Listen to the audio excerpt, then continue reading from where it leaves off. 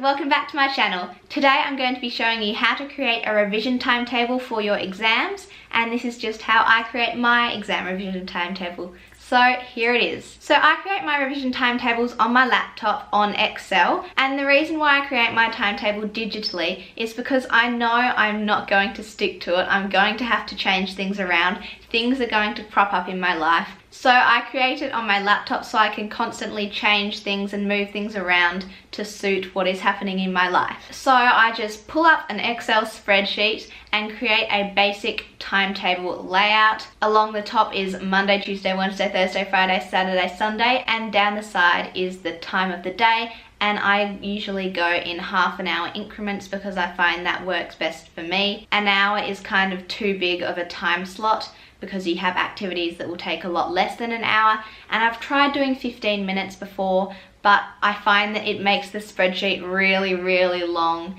And I don't know, just half an hour works well for me, but it might not be the best for everyone. So just find what works for you. And the first thing I do is create a color code. So I have different colors for each of my subjects, and I also have different colors for activities. So my running training will be a certain color, my whatever else I have on will be a certain color. I also have a certain color for travel time, for breaks, for meals, etc. So I have a very big color code for everything that could possibly be going on in my life. And once I have that color code, I then fill in my timetable with all of the events that I know are like fixed in place. For example, school, your extracurricular activities, and any travel time associated with that, any parties you're going to, anything that you know is fixed and isn't going to be changed, just whack it in the timetable first so you can work around it. And you can also put your meal times in at this stage, breakfast, lunch, dinner, snack, whatever. You can do that, or you can do it at the end after you've got all your work in there. That's up to you. The next thing you need to do for every single subject is to make a long list of exactly what you need to get done for that subject before the exam, all of the things you need to get done, and then assign a rough, like, approximately how long that certain thing will take. So for example, write notes for topic 1, an hour and a half, and then go along like that. This is probably going to be a long list. I just make another tab on my Excel spreadsheet and make the lists on there, but you could handwrite them or do them on a Word document or however you want, just as long as you have a list. And then you need to figure out how you work best. So for me, I like to work in, normally, like, I change it up a lot, but generally my structure is like 1.5 hour blocks where I'll study a subject for 1.5 hours and then either have a half-an-hour break, or if I'm on a roll, I'll do another 1.5 hours of that subject or of something else.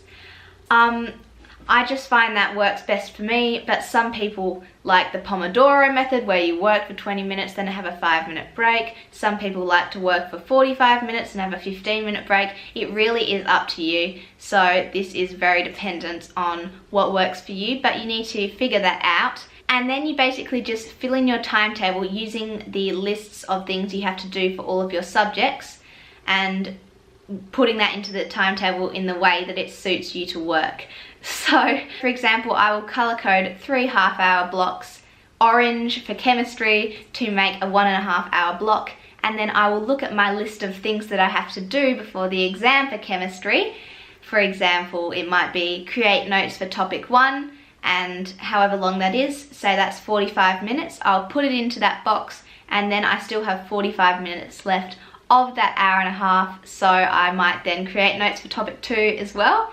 So I'll just type whatever I'm going to do in that time frame into the color-coded box and just fill out my timetable with when I'm going to do my work for each subject and exactly what I'm aiming to do in that study session. And by the end of filling it in, you need to make sure you have completed everything on your list of things you need to do before the exam. You need to make sure you've crossed everything off that list before the exam. So that is the aim of the timetable. So if you haven't done that, then you're probably going to need to work backwards and reassess, shift things around to make sure you get everything you need to get done. And then I will fill in my meal times and my study breaks around that work, And that is basically how my study timetable is created. So that is how I create my study timetable. I tried to keep it fairly simple. It did sound a little bit complicated, but basically you just make your spreadsheet and a color code, fill in the events that you know are fixed in place, and then make a list of things you need to do and fill them into your timetable accordingly.